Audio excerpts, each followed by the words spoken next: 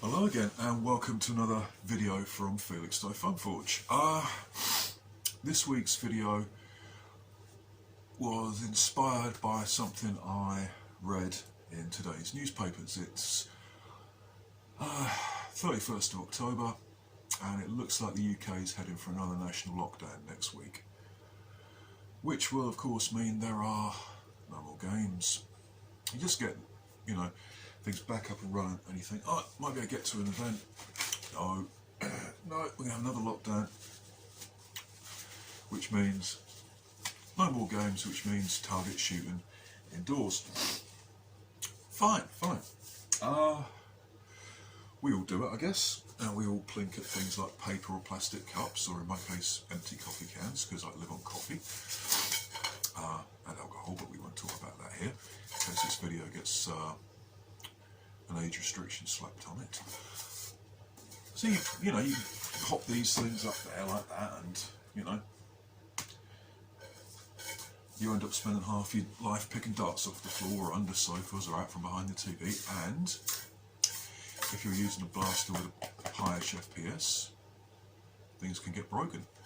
I did a rapid strike for somebody a while back, for their kid actually, and they ended up breaking a light switch with it, which kind of pleased me, because it was like, yay, that one shoots hard. They weren't too fussed about it, they took it in good sport, but what if you bounce a dart off a target and it hits a computer screen or a TV or something? What you need is a dedicated target that you can put up. So this is what I've come up with. This is cheap, this is cheerful, and this will cover all of my needs. It's got adjustable shelving, it's got a flappy bit of cloth at the back to catch darts that don't actually hit the targets. You can either have one shelf with a big pyramid, or you can put paper targets on there, or you can put another shelf in here and have two rows of targets. Pretty clever, I thought. It's also wall mountable, or you can just prop it up against something. And you know where your darts are going, you're relatively safe, and there we go. Okay, this should keep me happy for a while. It's very cheap, it's very easy to make. This has taken me less than 40 minutes from start to finish, and that includes working out how to do it. So, watch this, and you too can make one of those yourself. Stay tuned and I'll show you how. Okay, what do you need to build this amazing target? Well, first of all, you need your box. This is a fruit box from my local supermarket. I think it had bananas in. You can find something like this fairly easily. So you need your box. Then you are going to need something to act as a dart catching cloth at the back. Old t-shirt from my jiu-jitsu club. You're now going to need some cardboard. I'm using bits cut from a Reflex 6 box. You're going to need a tape measure, steel ruler for the cutting, a craft knife, something to mask out with, hot glue, and a hot glue gun. You're also going to need a pad to draw your plan on, because you don't want to just pile in and start hacking away willy-nilly. This is my plan. What we're going to do, as you can see this, yeah, that's alright. We're going to put a couple of little slots in up here, 4 inches back from the front to hold the t-shirt in, and then 5 inches up from there we're going to put 2 shelves made of 3 layers of cardboard on each side, there and there, and the same at 13 inches up.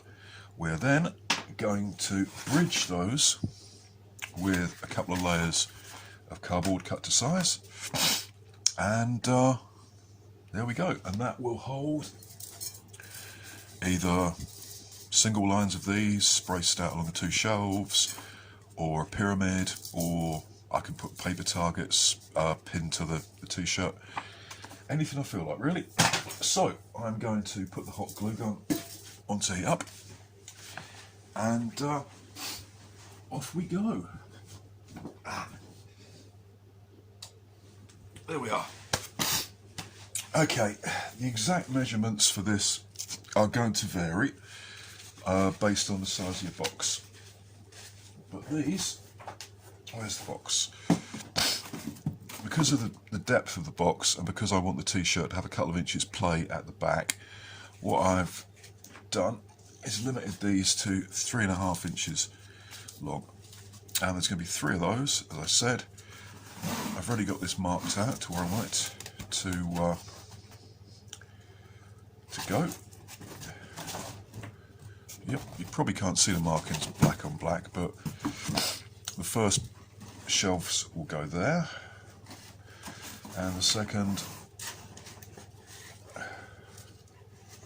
oh, it's upside down, that's why. You can see the markings. Well, I can. First shelves will go here on the inside, there, up there, and then these will just have to be trimmed a little. Oh, these are a bit too big. I could swear I measured those properly. Okay, this is why we have marking pens. Right, so while the hot glue gun's heating up, I can cut that to size.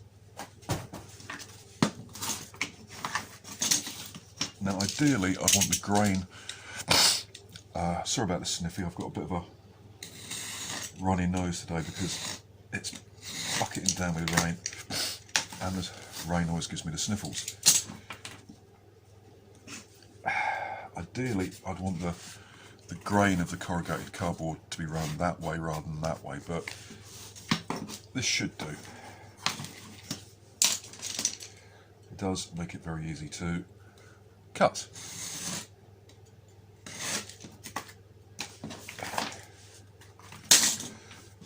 Only the top layer has to be particularly neat. The bottom layer is just for reinforcing.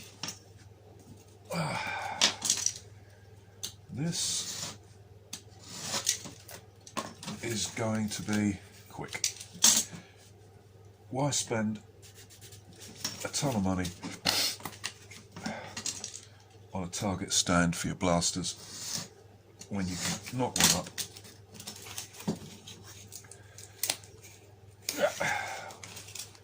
Keep those as reinforcing pieces without really wasting too much time. Too much money, sorry. Right, let's get rid of that, that's unhygienic. So, is the hot glue gun hot gluey enough for us? Yep, that's good. So we shall just glue these together. You don't need to see me doing that, you know how to use a hot glue gun. I'll get this done, cut the slots in the top of the box and get back to you. Okay, that took all of 10 minutes work. We've got the, can you see those? We've got the shelves on either side. We've got our t-shirt just pulled through the holes at the top. So that will hold like that. Get this set up straight. I'll tuck in that. Just elevate the camera a little bit. There we go. Shelves just slot in like that, so I can either have 2, or if I want a nice pyramid of target cans, I can just have 1, and then I can put my targets in there. Voila. One thing I did forget to mention, I'm going to make this wall mountable, so I've got some picture framing hooks that I'm going to put on the wall and just marked and cut a couple of little slots for, get that out of the way, these things I'm going to use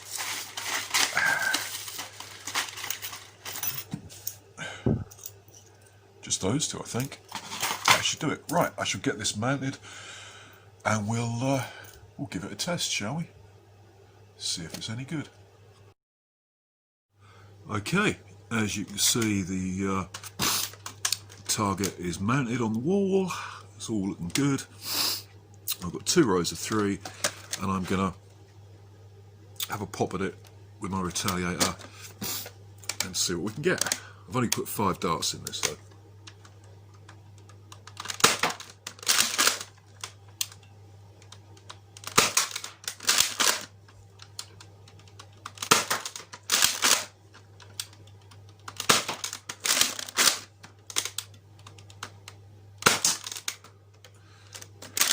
Well, that one missed. Okay, there we go, 5 darts. That works. Yeah, I'm pretty happy with that. There you go.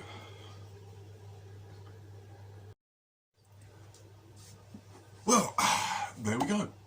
I hope that may have been of some interest to you, or even inspired you to make your own targets. It's not difficult. It means that if you live in a house under parental authority, you're not going to have to explain to your parents why they keep finding darts in the cat bowl and things like that. And fun little project for a rainy day. If you like what I do, please tell me in the comment section below. If you don't like what I do, please tell me in the comment section below and tell me why not. Anyway, there we go. You've been the audience. This is an empty coffee can, which reminds me it's time for another cup of coffee. And while that's brewing, I'm going to shoot some darts. Thanks for watching.